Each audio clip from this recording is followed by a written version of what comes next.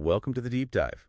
Today, we're diving headfirst into this really fascinating stack of source material you've shared with us. Yeah, it's quite a collection. We're tackling some seriously fundamental questions about the universe. We've got research papers, articles, all wrestling with these, big ideas. It's things like how much our own Milky Way galaxy actually weighs. Exactly. And also the puzzling way the universe seems to be expanding. And maybe most intriguingly, challenging our basic understanding of light itself. It's a lot. These sources, they lay out some long-standing mysteries in astrophysics. They do. And then they propose this, genuinely novel framework. They call it an electrogravimagnetic construct, or EGM. Okay. And the claim is that this framework can, unify some of these seemingly separate problems. And maybe resolve the tensions we see in the data. That's the argument, yes. It attempts to resolve these long-standing tensions. So our mission here, as always, is to cut through all that complexity. We want to pull out the most important insights, find those aha moments, and really help you navigate this material. So you can become truly well-informed on some, pretty cutting-edge astrophysical concepts. Yeah, this dive is basically your shortcut through all this dense research. Exactly. We're aiming to go beyond just the summary. We want to understand the core arguments, look at the evidence they present. And figure out what the implications might actually be for how we see the cosmos. Right. Okay, let's unpack this then.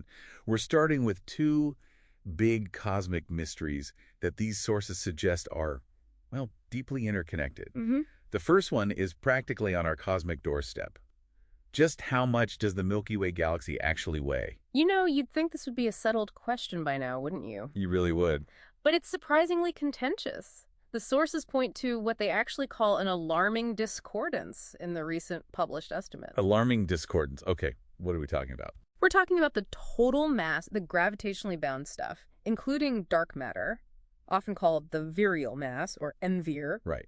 And looking at the numbers they cite, you can see why they use the word alarming. Yeah. Estimates in just the last few years swing wildly. I mean, from a low of around 0.21 trillion solar masses. Which is pretty light, relatively speaking. All the way up to 1.54 trillion solar masses. That's a huge difference, like a factor of 7 or more. It's like, debating if an elephant weighs, 100 pounds or half a ton. It's massive. It really is a massive range. And they highlight how estimates from the same research groups, like one named EGI, have shifted considerably in just a few years.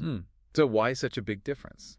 Well, part of it, they suggest, comes down to the different assumptions researchers make, especially around where you decide the galaxy's gravitational influence sort of ends. Really edge. Yeah, what they call the virial radius, RVIR. It isn't like a sharp physical boundary.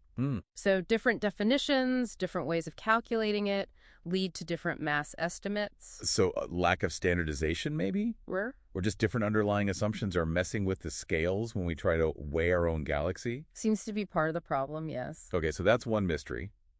What's the other big cosmic puzzle these sources link this to? That would be the famous Hubble tension. Ah, right. The expansion rate problem. Exactly. This is that well-known discrepancy between the different ways we measure how fast the universe is expanding today. Okay, so we have measurements based on the really early universe, right? Yeah. Mostly from the cosmic microwave background radiation, the CMBR. Correct. The afterglow of the Big Bang. And that gives us what's called the cosmological Hubble constant, H arrow. Right. And those measurements, like the famous ones from the Planck satellite, tend to cluster around 67.4 kilometers per second per megaparsec, give or take. Okay, 67.4. But then we have measurements from the late universe, the more nearby universe. Yeah, using things like Cepheid variable stars and supernovae, the cosmic distance ladder approach. And those consistently give a higher value, don't they? They do. That's often called the astronomical Hubble constant, astronomical, and it tends to be around, say, 72.8 kilometers MPC. And that difference between roughly 67 and roughly 73, it might not sound like a huge amount numerically, but it's statistically significant, isn't it? Oh, absolutely. It's significant enough to cause a real headache for cosmologists. To the point where even the Particle Data Group, the PDG, which is like the authority on this stuff, International standard setters, yeah. they now formally list H0 and astronomicals separately. They actually acknowledge there's this persistent gap. Exactly, which is a big deal. And these sources, they argue that both this Milky Way mass confusion and the Hubble tension aren't just, isolated puzzles. They're connected. They suggest these issues findings point to potential systemic problems or maybe missing pieces in our conventional ways of doing cosmology and astrophysics. Okay, so we've got these two big nagging questions. How does this new framework, this EGM thing, propose to connect them and maybe even resolve them? Okay, so they introduced this novel approach, the electrogravity-magnetic construct. And crucially, they apply an engineering technique called Buckingham Pi theory, BPT. BPT. That's like something from an engineering textbook. What is it, in simple terms? Yeah. And how on earth does it apply to the whole universe? Right. It does sound technical, but think of BPT as a really powerful tool for dimensional analysis. It helps you understand how physical quantities relate to each other. Okay. And importantly, how systems scale while preserving their fundamental physics. Scaling. Like making a model. Exactly. If you know the key variables describing, say, airflow around a model airplane in a wind tunnel, Right.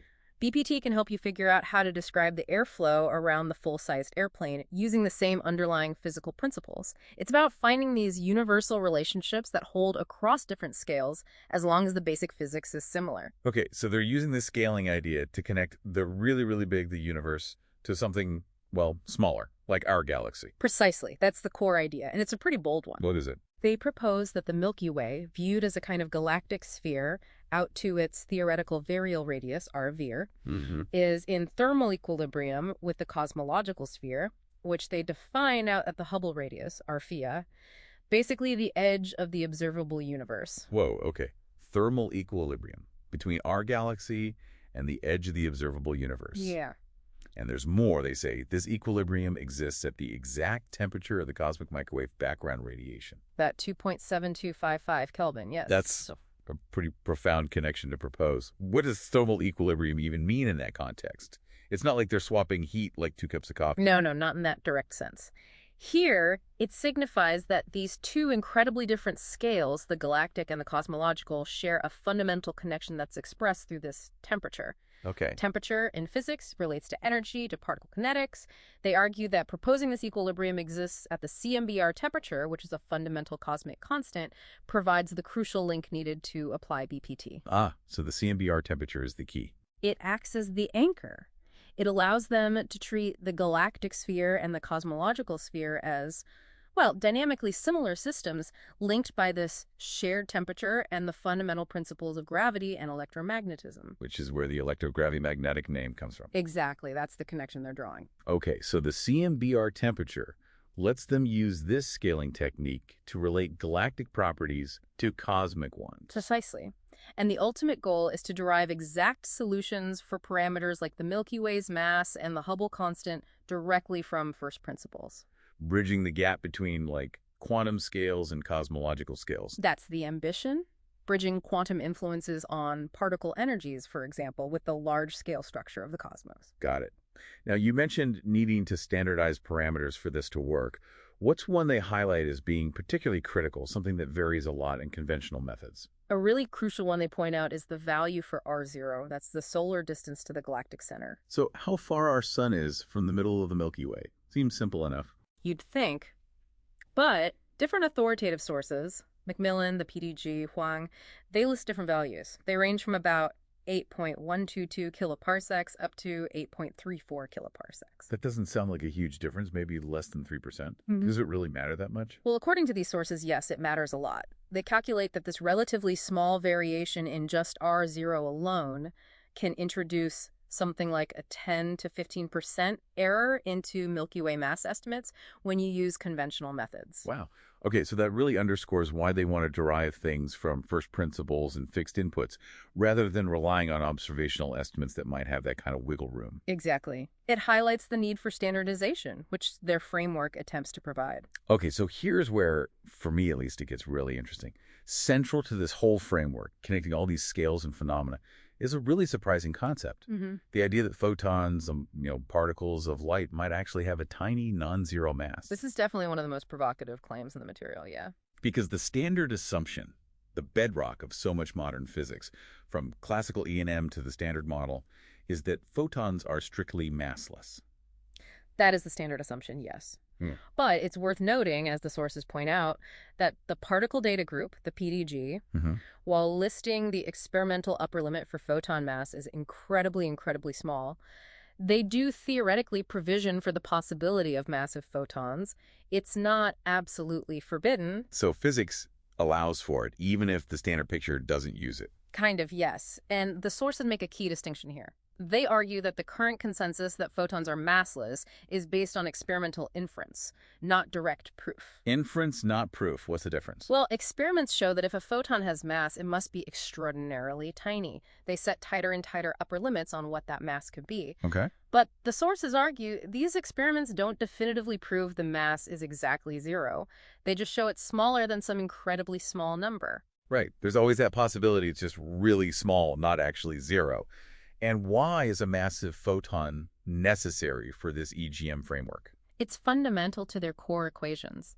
They state that the main equation they use to calculate the Hubble constant, both forms, 80 and astronomical, derived from galactic properties, was developed from particle physics considerations and explicitly includes a term for the photon's mass energy. So the math just wouldn't work if you set the photon mass to zero in their model. According to them, precisely. They really stress the extreme sensitivity of this equation to that specific photon mass energy term. How sensitive? They claim that even an infinitesimally slight change in the photon mass energy value derived within their framework would produce results for the Hubble constant and other parameters that would be completely wrong, wildly inconsistent with observations. So, this sensitivity, they argue, demonstrates the essential cosmological significance of a tiny photon mass within their specific model. It's not just some optional add-on. It's required for the framework to connect particle physics to the observed cosmic phenomena in the way they propose. Okay, so recapping.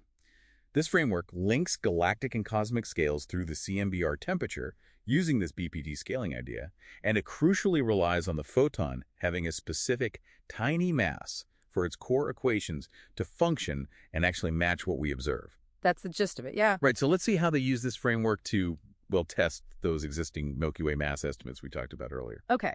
They basically use the measured cosmological Hubble constant, HRH, and the CMBR temperature, T0, as fundamental cosmic constraints. Like benchmarks. Exactly. Their framework derives what they call an ideal solution for the Milky Way's virial mass and virial radius, a combination that precisely fits these fundamental cosmic parameters according to their equations. And what are the numbers for that ideal solution? What do they say the Milky Way weighs? The ideal solution presented in these sources is a Milky Way virial mass of 6.3768 times 10 to the 11 solar masses. Okay, about 0.64 trillion solar masses. That's sort of in the middle of that huge range we mentioned earlier. It is. And they give a corresponding virial radius of 182.6 kiloparsecs. Right. And how do other published estimates stack up against this ideal solution when tested with their framework? Well, this is where it gets critical. They tested several recent prominent published estimates from researchers like Watkins, Karukas, Jiao, some later estimates by Eadie. They plugged those published mass and radius values into their EGM equations to see if they would correctly predict the known values of H0 and T0 within the accepted experimental tolerances. It's like a consistency check against the cosmic background. Exactly, a compliance test. And the result? What did they find? They found that most of the tested estimates failed. Failed. Yeah, including figures from Watkins, Karukas, Jiao, those later Eadie estimates, and even just taking an average of published masses, they failed this compliance test. Meaning, when run through the EGM framework's equations, those mass-radius combinations didn't produce H0 and T0 values consistent with the established measurements from Planck and other sources. Did any pass? Interestingly, they found that Eadie's 2017 estimate was found to be compliant with the cosmic constraints within their model, but most others weren't. That's a pretty bold claim, essentially saying that most published mass estimates for our own galaxy don't fit their cosmically constrained model. It is a bold claim, and as sort of supporting evidence for their method's reliability when constrained this way, they point something else out. What's that? Their ideal solution, that 0.637 trillion solar mass number, is remarkably close to a prediction made using a similar theoretical basis much earlier, back in 2008, by Storti. Oh, interesting. Yeah, Storti predicted 6.3142 times 10 to the 11 solar masses then. They argue this consistency over time, derived from the same underlying framework and constraints, points towards its reliability. Okay, so they propose a specific mass for the Milky Way that they say aligns perfectly with cosmic constraints in their model, and which challenges many other estimates.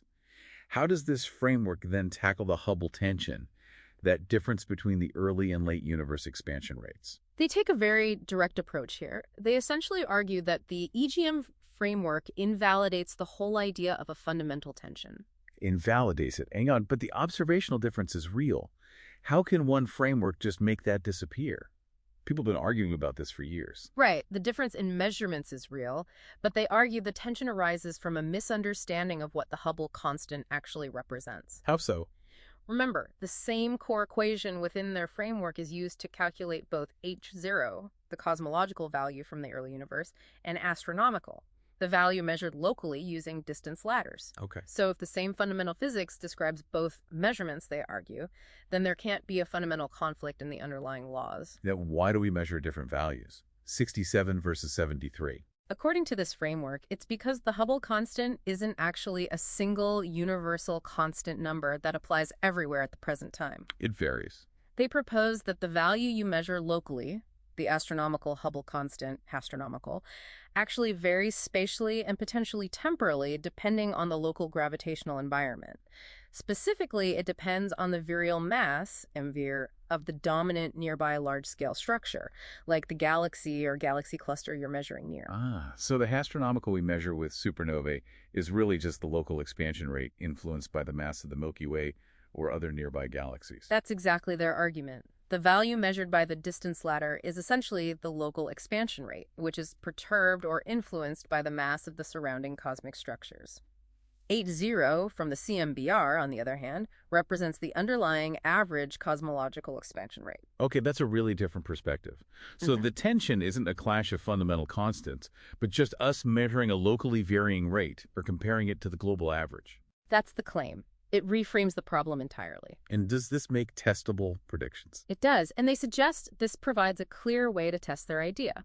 For example, they look at M82, which is a relatively nearby starburst galaxy. Okay. Using estimates for M82's mass and radius from conventional sources, their framework predicts that the astronomical Hubble constant measured out at the periphery of M82 should be around 67.5 kilometers per second per megaparsec. 67.5. That's very close to the H0 value from the CMBR. Exactly. So the prediction is, if future observations, say, of a supernova or Cepheid variable far out from the center of M82 yielded an astronomical value right around 67.5, that would fall squarely within the PDG's currently listed tolerance range for the cosmological H0, which is roughly 66.9 to 67.9 kilometers MATC. And if that happened? They argue this would provide strong support for their claim that the Hubble tension isn't some fundamental cosmic problem, but simply a result of local variations dependent on where you make your measurement. It would effectively invalidate the tension as a fundamental discrepancy. Did they run the numbers for other galaxies too in the sources? Yes, they did.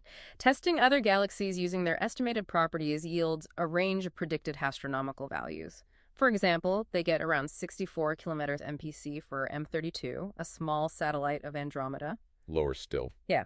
And for Andromeda itself, M31, they predict about 71.2 kilometers MPC. Closer to the higher end of the measured values. Right. And they make an interesting point. The average of the astronomical values they calculate for the various galaxies they tested tends to converge back towards the H0 value from the early universe. Okay. Which they see as further evidence that the apparent tension is really just these local gravitational influences on the expansion rate, which average out when you look at the big picture cosmologically. Okay, this framework makes some pretty specific and some might say radical claims and predictions. Wait. What's the strongest piece of evidence they present to back all this up, especially the controversial massive photon idea? They really lean heavily on predictive success. And the most compelling example they highlight is a prediction made using this framework, including the massive photon concept, years before key observational data came out to confirm it. Okay, that sounds interesting. Tell me about that prediction. Right, so back in 2008, using these EGM equations, which incorporate that photon mass term, Storti predicted the value of the cosmological Hubble constant, H0. Before Planck.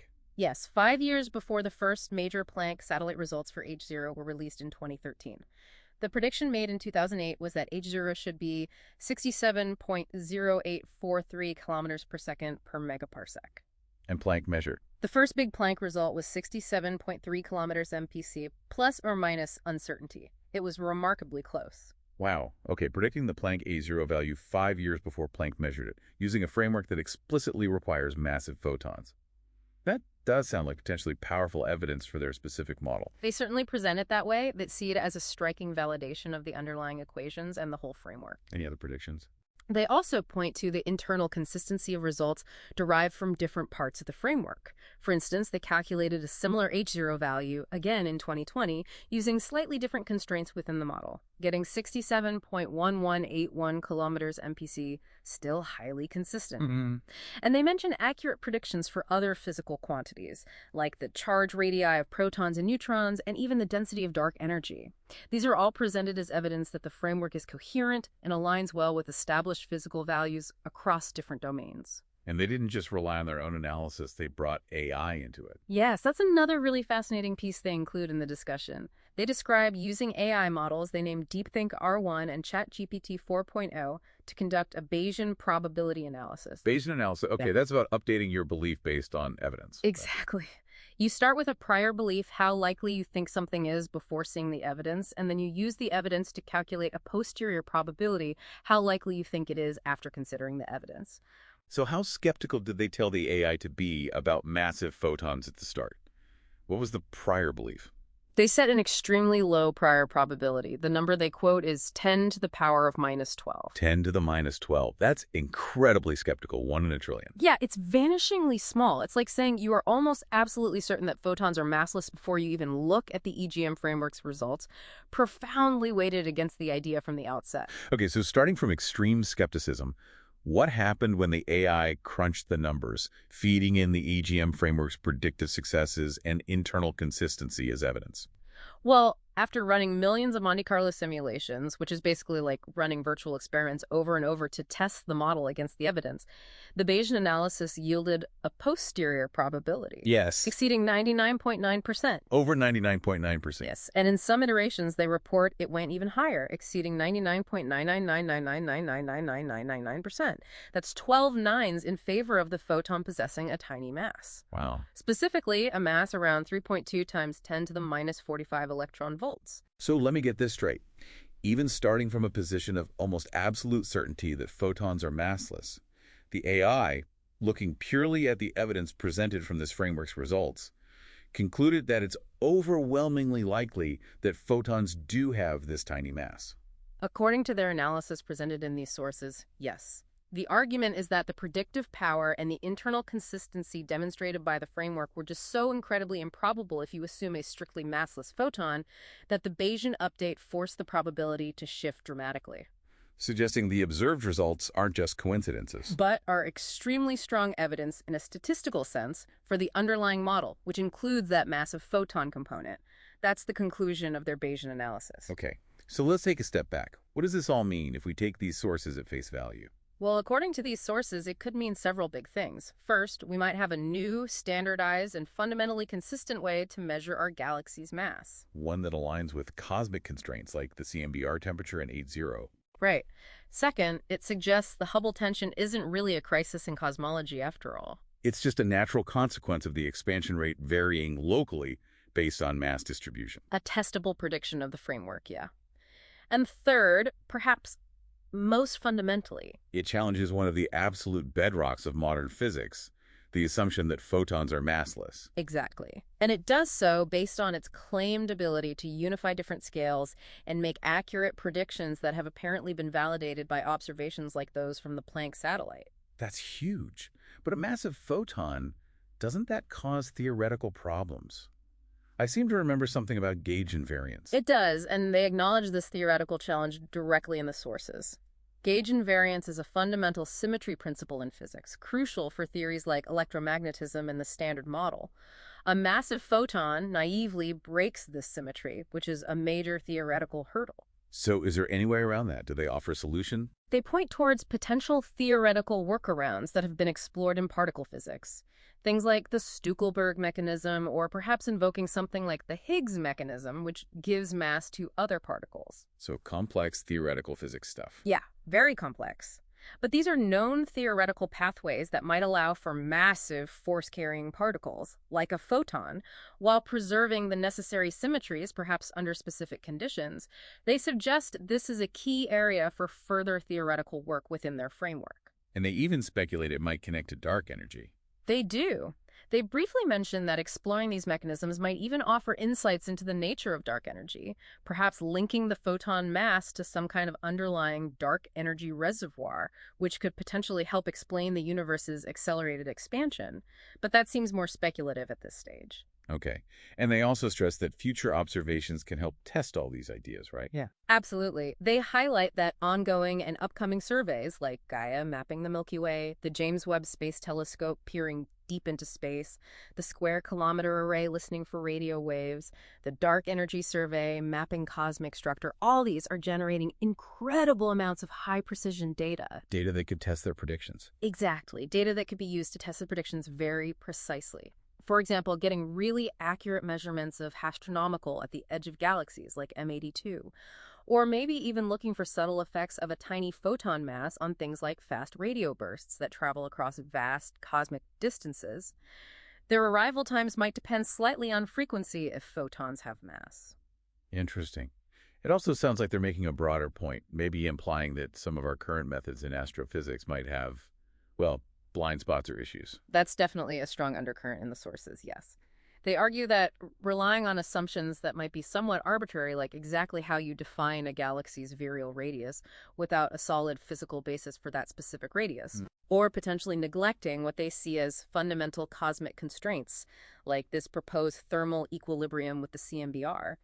They argue these things can introduce systemic errors into important calculations, like those galaxy mass estimates. And their framework is an attempt to avoid that. It seems so. An attempt to build up from what they consider first principles, anchored to robust, measurable cosmic constants like T0 and 80. Wow. Okay, what a dive this has been. We started with these seemingly separate puzzles: our galaxy's weight, the universe's expansion rate. Yeah, the discordance and the tension, and we journeyed into this really intricate framework proposing a, well, quite profound connection between galactic and cosmic scales via the CMBR temperature. A connection that seems to require this, well, radical idea of a massive photon. Right, which is the really challenging part for standard physics. But it's a framework that, according to these sources anyway, claims to resolve the Hubble tension, provides a specific mass for the Milky Way consistent with cosmic data. And is supported by some apparently powerful predictions, like nailing the Planck H0 value years in advance, plus internal consistency, and even this striking Bayesian statistical analysis that overcame extreme initial skepticism. It's definitely a remarkable set of ideas presented here. It certainly makes you pause and rethink some fundamental assumptions. It does, and thank you for bringing this really fascinating and quite challenging material for us to explore in this deep dive. Our pleasure entirely. And it really leaves us, and you, the listener, with a pretty thought-provoking question to mull over, doesn't it? Mm-hmm.